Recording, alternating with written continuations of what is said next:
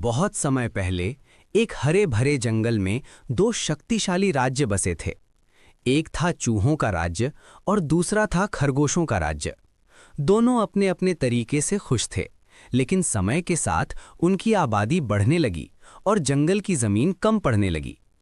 एक दिन चूहों के राजा ने अपने दरबार में कहा, हमारी संख्या तेजी से बढ़ रही है।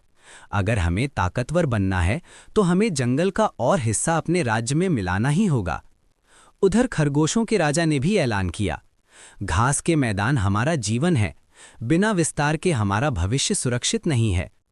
धीरे धीरे दोनों राज्यों की सेनाएं जंगल की सीमा पर आमने सामने आ गईं।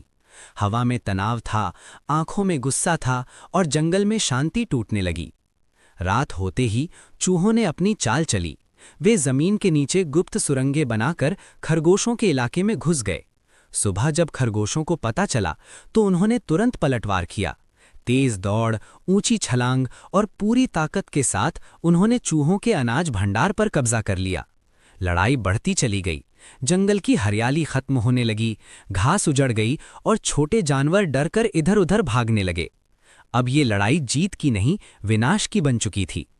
तभी एक बूढ़ा कछुआ धीरे धीरे आगे आया और शांत आवाज में बोला, अगर तुम ऐसे ही लड़ते रहे तो न चूहे बचेंगे न खरगोश, राज्य नहीं पूरा जंगल खत्म हो जाएगा। कछुए की बात सुनकर दोनों राजा रुक गए। उन्हें अपनी गलती समझ में आ गई। आखिरकार फैसला हुआ कि जंगल को बराबर बांटा जाएगा, अनाज और घास साझा होंगे और कोई भी लालच में सीमा नहीं लांघेगा। उस दिन के बाद चूहे और खरगोश दुश्मन नहीं, पड़ोसी बन गए। जंगल फिर से हरा भरा हो गया और सभी जानवर शांति से रहने लगे।